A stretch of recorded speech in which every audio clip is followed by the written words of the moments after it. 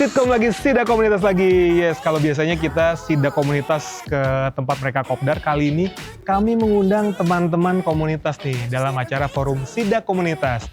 Dan temanya kali ini adalah mobil diesel masa kini dan nanti, ketangguhan versus kehematan. Dan yang pastinya nanti kita akan mengundang para panelis yang memang secara materi ini daging semua nih. Dan seperti apa ulasannya, ini dia nih.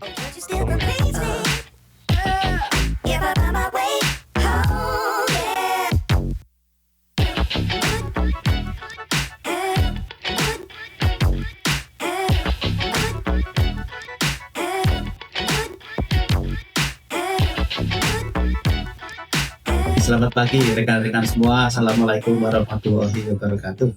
Kita akan berdiskusi tentang masalah teknologi mesin, spesifikasi bahan bakar untuk diesel. Kita tahu mesin diesel itu mesin yang tangguh. Dan mas-mas mbak semua perlu ketahui bahwa ketika awal diciptakan oleh Rudolf Diesel, mesin ini beroperasi dengan bahan bakar bukan solar, tapi beroperasi dengan bahan bakar minyak kacang tanah.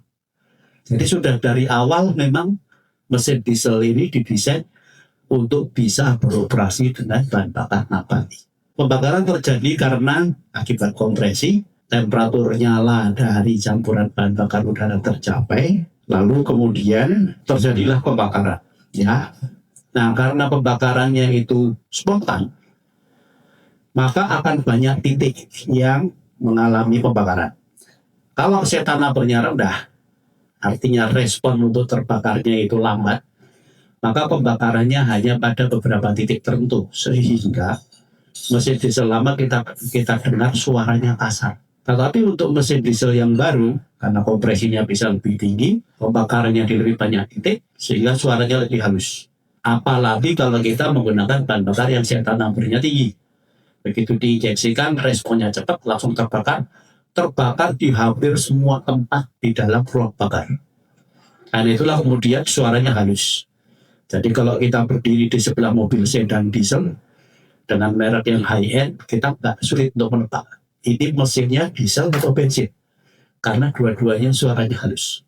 Kemudian kalau kita lihat dari sisi bahan bakarnya, kombinasi antara hidrokarbon, hidrogen dan karbon dengan komposisi tertentu, kemudian bereaksi dengan udara, karena oksigen itu terkandung di dalam udara dengan sekitar 20%, dengan N2 yang lebih banyak 80%, maka karena panas di dalam ruang bakar muncullah emisi NOx. Kemudian dari sisi minyak bahan bakarnya sendiri, ada ikutan sulfur dari minyak crude oil, dari minyak mentah. Maka di dalam bahan bakar juga ada sulfur, sehingga muncullah emisi SOx. Dan karena sulfur ini adalah meracuni after treatment equipment seperti catalytic converter, DPF dan sebagainya, maka dipinta dari waktu ke waktu sulfur itu harus turun. Kemudian karena pembakaran tidak sempurna, muncul emisi COHC dan SOx atau jelaga. Kendaraan yang menggunakan kompresi rendah atau menggunakan bahan bakar rendah, SOx-nya tinggi, asap hitamnya keluar tinggi. Dan di diesel kalau yang sudah keluar, dayanya nggak akan naik. Jadi mau ditambah gas seperti apapun, yang keluar justru asapnya menjadi lebih pekat.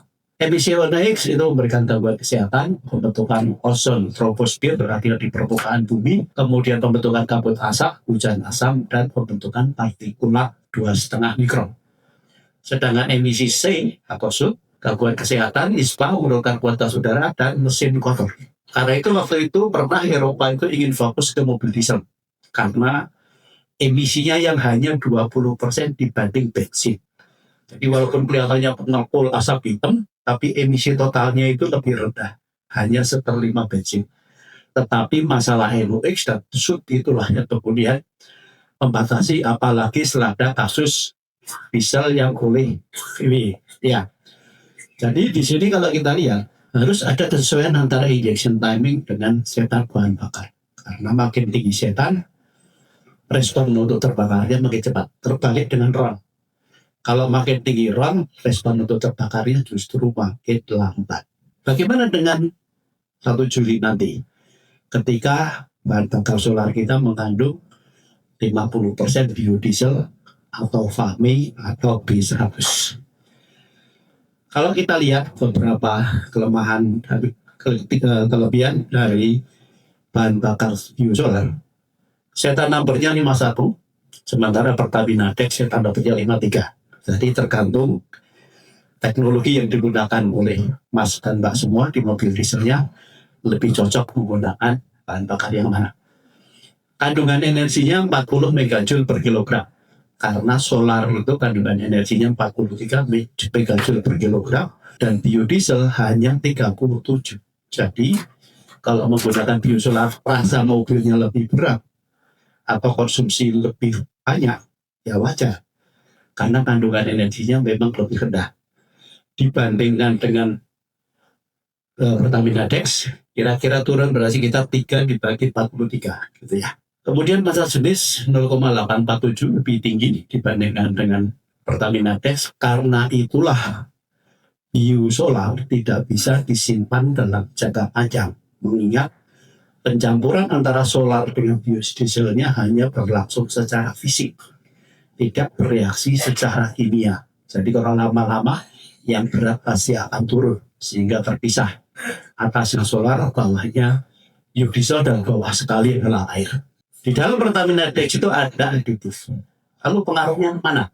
Seperti kita lihat yang gambar di atas, TA tanpa aditif, DH dengan aditif. Lubang injektornya tersumbat sama deposit. Kalau kita lihat di bagian dalam injektornya, yang tanpa aditif banyak kotoran punya deposit, yang dengan aditif bersih. Kalau kita lihat semburannya, yang bawah itu dengan aditif, yang atasnya tanpa aditif. Jadi wajar kalau kemudian dengan berjalannya waktu, bahan bakar itu akan membuat performa kendaraan turun. Paket aditifnya sebetulnya di dalam ada deterjen, dispersant, demulsifier, antioksidan, dan anti korupsi. Disarankan polyquartite filter atau spesifikasi bahan bakar internasional untuk menggunakan aditif itu.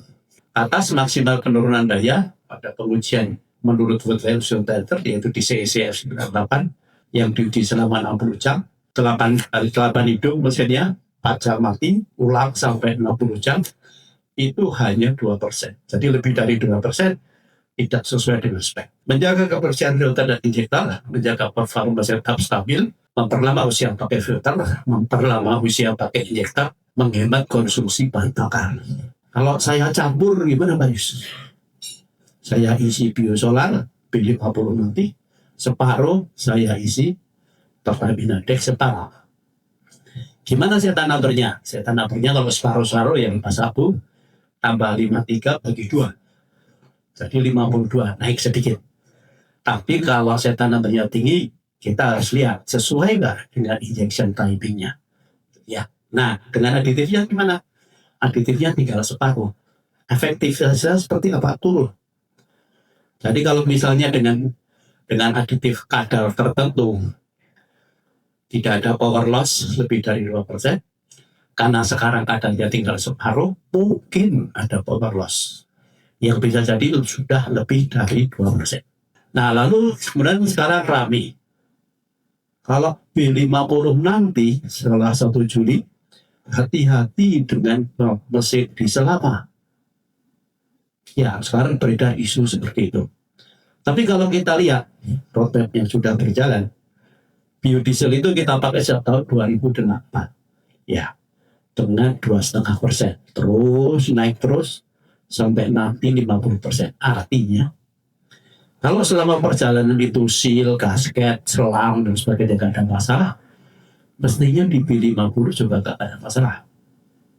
Ya, jadi mesin diesel lama maupun baru nggak apa-apa. Apa bedanya yang diesel yang sekarang common rail dengan diesel yang sebelumnya? Diesel common rail itu dibuat supaya semburan dari kabut bahan bakarnya lebar dan kabutnya kecil. Untuk itu tekanan injeksinya tinggi, lubang injektornya kecil. Supaya lubang injektornya tidak tersumbat, filternya, mesinnya rapat. Ya, nah kalau kita pakai biosolar yang ketahanan oksidasinya rendah, muncul kontaminan di dalam bahan bakar, filternya cepat lubang. Kalau lolos dari filter, injektornya pelan akan muncul deposit, sehingga lama-lama terasa dayanya turun. Jadi kalau misalnya Fortuner kita pakai dari Jakarta ke Jogja full tank cukup dengan menggunakan Zetanator 53. Tapi kalau Mas dan Mbak pakai biosolar, mungkin sampai melebihi DC. Karena kandungan energinya rendah, karena pembakarannya tidak sempurna, karena kabelnya lebih kasar, spray patternnya tidak lebar, dan sebagainya. Ya, dan terasa lebih berat. Saya ingin memberikan penjelasan singkat mengenai bagaimana kiprah GWM dan strategi GWM khususnya di Indonesia. Kalau kita lihat performa penjualan kita di tahun 2026 ini, maka kita lihat pertumbuhan kita cukup positif, ya, secara wholesale maupun secara retail. Kalau wholesale itu penjualan dari distributor ke dealer, retail itu penjualan dari dealer ke konsumen. Di mana secara wholesale kita mengalami peningkatan sekitar 193%, jadi hampir 2 kali lipat penjualan kita dibandingkan tahun lalu. Sementara secara retail hampir 3 kali lipat bahkan, meningkat 264% dengan periode yang sama, Januari sampai dengan bulan Mei. Nah, yang menarik sesuai dengan tema diskusi kita pagi ini adalah teknologi mesin diesel kita justru menjadi salah satu tulang punggung penjualan GWM di Indonesia, di mana menjadi sekitar 67% penjualan kita itu disumbangkan dari model dengan teknologi mesin diesel. Kemudian disusul 21% untuk full battery electric vehicle, sementara hybrid menempati posisi 12%. Nah, bagaimana Pak kalau begitu dengan yang teknologi ICE, baik itu mau mesin bensin maupun mesin diesel? Nah, kalau kita lihat year on year, dari Januari sampai Mei, itu menariknya mesin diesel ini relatif stabil atau bahkan masih tumbuh 1,2% dibandingkan tahun lalu. Sementara mesin bensin itu justru turun sekitar 7%. Jadi ini mungkin tadi yang disampaikan oleh Pak Yus, di masyarakat konsumen di Indonesia, teknologi mesin diesel ini memang mempunyai pecinta dan penggemarnya. Di tengah tren penurunan teknologi ICE, justru porsi mesin diesel ini tetap stabil atau bahkan sedikit meningkat ya. Karena tadi sudah disinggung bahwasanya GWM kita punya model mesin diesel. Apa sih Pak yang ditawarkan oleh model mesin dieselnya GWM, yaitu tank 300 maupun tank 500. Yang pertama adalah satu tadi itu, sudah disinggung. Mesin diesel terkenal akan ketangguhannya, durability-nya, dan untuk meyakinkan konsumen kita, bahkan kita memberikan garansi terhadap mesin, itu sampai dengan 1 juta kilometer. Nggak banyak kan ya? Nggak banyak kan yang mobil kita itu 1 juta kilometer ya. Jadi garansi mesin mobil diesel GWM itu 1 juta kilometer. Atau 10 tahun. Bukan 3 tahun, bukan 5 tahun. 10 tahun. Mana yang tercapai dulu? Ini garansi kita. Nah, kedua tadi mungkin yang secara general sudah tadi Pak Yus sudah sampaikan bahwasanya terkenal tangguh, terkenal kuat. Memang salah satu karakteristik mesin diesel itu adalah torsinya yang besar. Kemudian juga efisiensi bahan bakar. Dan yang paling penting, teknologi mesin diesel saat ini itu senyap. Jadi ketika Anda masuk ke mobil diesel yang modern, mungkin Anda juga lupa sebetulnya ini tadi mobil bensin atau mobil diesel ya. Karena nggak terdengar suaranya ketika Anda mengendarai kendaraan kita. Sebelumnya udah menyampaikan terkait dengan engine diesel ya, dan juga detail gitu ya dari Pak Yus, dan juga tadi barusan juga Mas Bagus menyampaikan beberapa hal terkait dengan produk gitu ya. Jadi saya akan lebih menyampaikan terkait dengan apa yang terjadi di Toyota dan juga bagaimana ya penggunaan daripada mobil diesel selama ini di Toyota. Dan mungkin di sini yang perlu saya sampaikan adalah market. Nah, situasi market ini kalau kita lihat di tahun ini sebenarnya ada perbaikan ya. Jadi dibandingkan dengan tahun sebelumnya, saya on year itu ada kenaikan 8,8% berdasarkan data retail sales dari Hindo. Dan kalau kita lihat di sini, market diesel ini sebenarnya masih oke.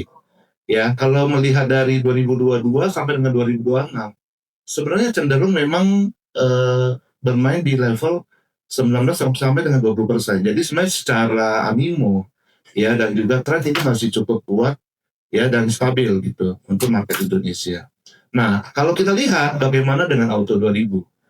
Nah, untuk Auto 2000 sendiri kita mencoba membagi menjadi dua ya. Jadi ada Jawa area dan juga ada area non Jawa. Nah, Jawa area ini menarik gitu. Nah, di awal ini mungkin sempat trennya turun ya, akan tetapi di 2025 itu naik menjadi 23% gitu. Nah, kita juga melihat kenapa ada kenaikan. Padahal pada saat itu mungkin kita udah tahu ya bahwa tren daripada powertrain yang baru seperti hybrid dan juga mungkin sudah ada BEV tadi seperti yang disinggung oleh Mas Bagus gitu ya.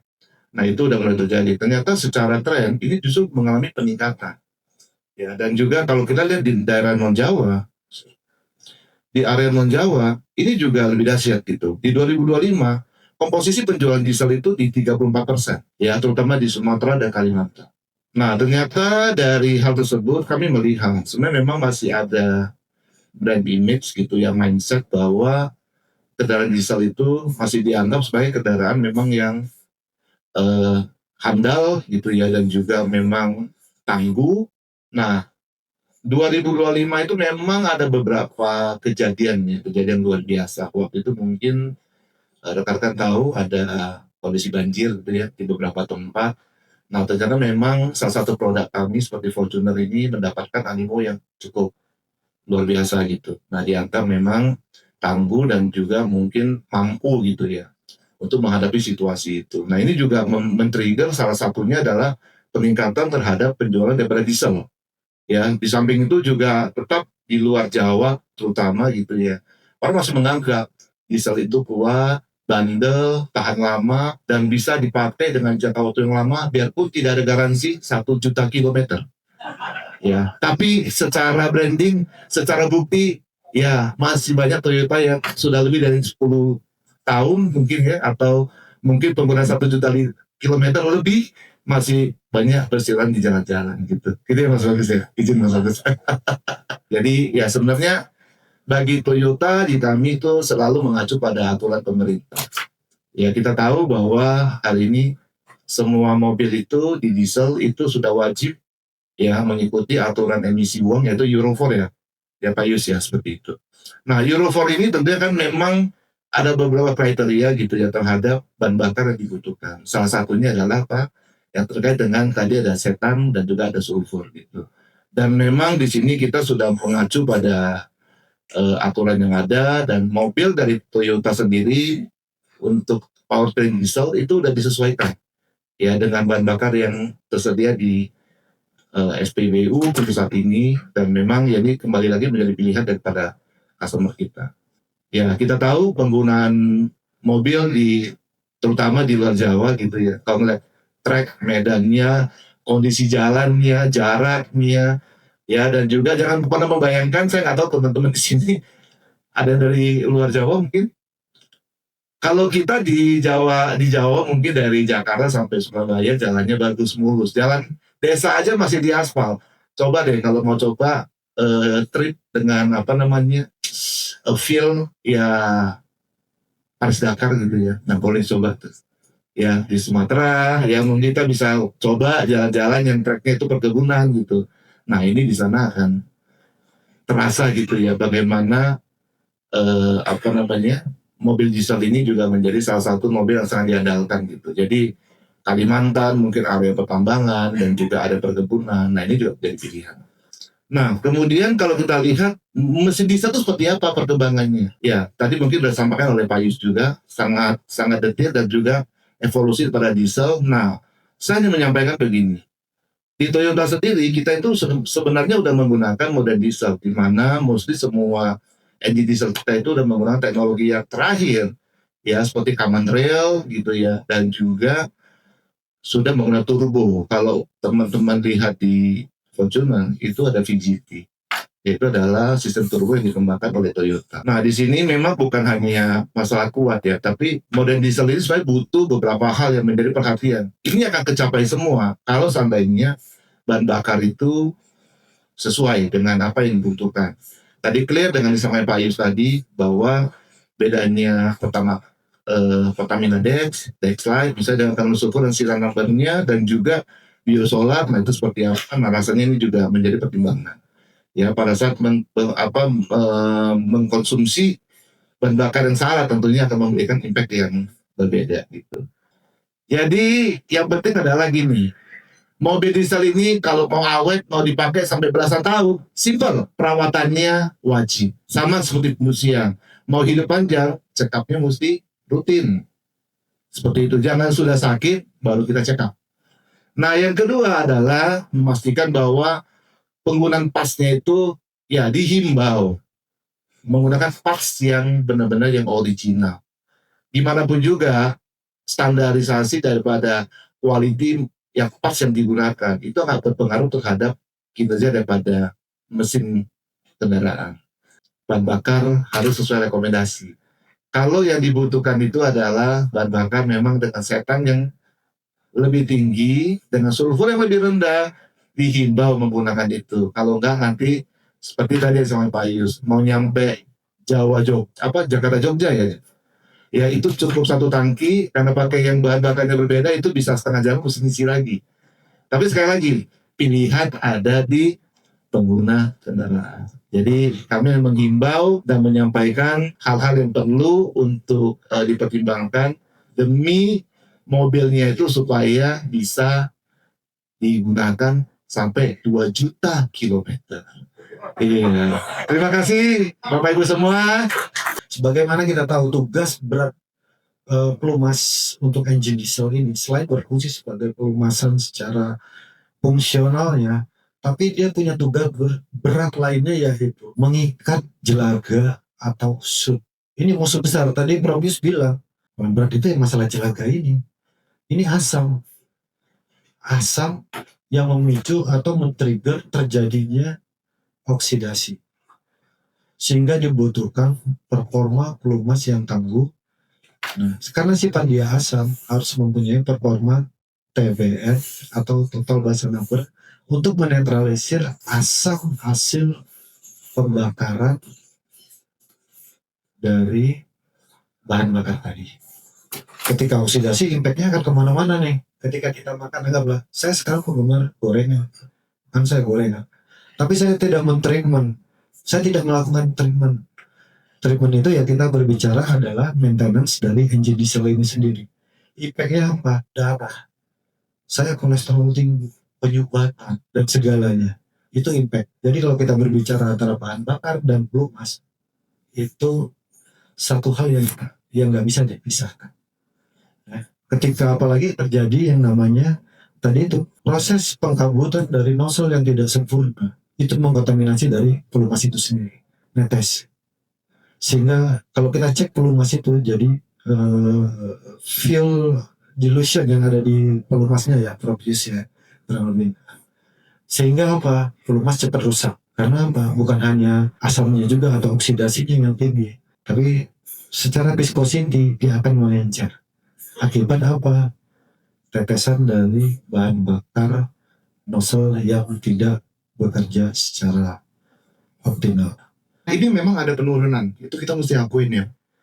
Ada penurunan dari yang inquiry baik yang walk in maupun dari yang telepon ataupun dari media sosial itu mengalami penurunan yang lumayan ya. Di sini saya memberikan insight depresiasi mobil diesel ya. Ini dari data yang ada di showroom saya nggak berani bawa data AMBI karena data AMBI ini ada perbedaan harga antara di daerah sama di kota gitu, yang itu lumayan sensitif itu. Jadi kalau menurut saya tadi juga udah ngobrol, ada perpindahan mobil dari kota ke daerah, jadi memang ada perbedaan harga. Jadi mobil di kota ini relatif lebih murah dibanding mobil di daerah sekarang ini gitu ya. Kita mulai dari Fortuner ya. Ini maaf sebelumnya ini tahun 2000 nih. Fortuner ini tidak pernah depresiasinya segini gede dalam sejarah, kecuali COVID. Di barunya 663, 2024 itu turunnya lumayan, 26%. Ya kan, usia sekarang 485. Nah, 485 ini harga jual saya. harga ambilan saya pasti jauh di bawah itu, mengingat demand-nya kurang. Jadi saya mesti kasih harga yang benar-benar menarik, baru ini mobil bisa keluar. Kalau harga pasaran, saya jual Fortuner, saya kan ada stok Fortuner kurang lebih 5 kalau nggak 6. Nah, itu kalau saya jual harga pasaran, pasti tidak ada yang nanya. Bahkan, menurut saya terakhir saya ngambil Fortuner SRZ ya Pak ya, bensin. Malah itu udah laku. Walaupun kilometernya 130.000. 2017. Itu malah laku. Nah, ini lucu ya. Tadinya ini mobil sangat mudah saya jual. Mudah banget. Terakhir susah.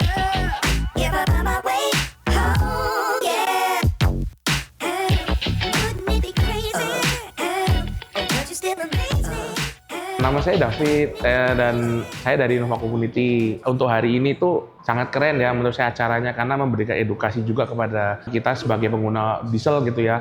Karena memang kita itu diesel oriented dari dulu. Jadi di sini tuh kita diajarin juga sama diberi insight gitu dari Pak Yus kalau kita tuh penggunaan diesel itu ya harus sesuai dengan BBM yang kita harus gunakan karena memang penggunaan diesel itu sangat mudah gitu. Kita hanya memperhatikan maintenance-nya kayak filter solar, terus kemudian filter BBM, filter udara, filter yang kita harus perhatiin. Dari sini tuh saya lebih tahu lagi juga insight dari teman-teman bahwa mobil diesel tuh masih banyak peminatnya.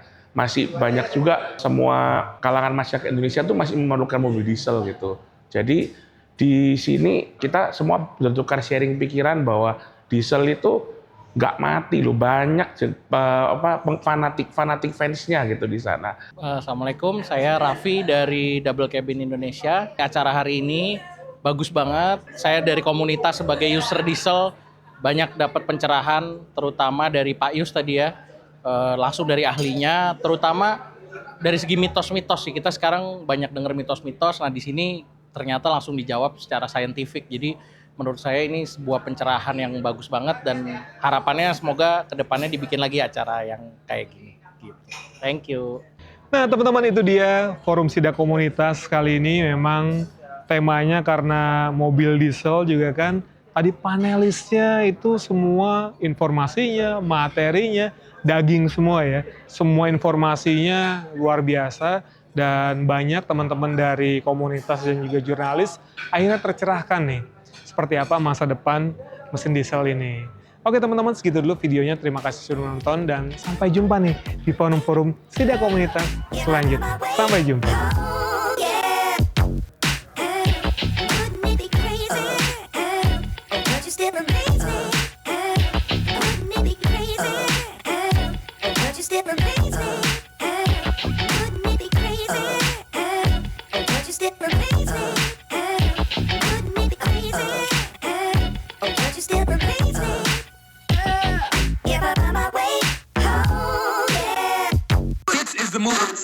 For those who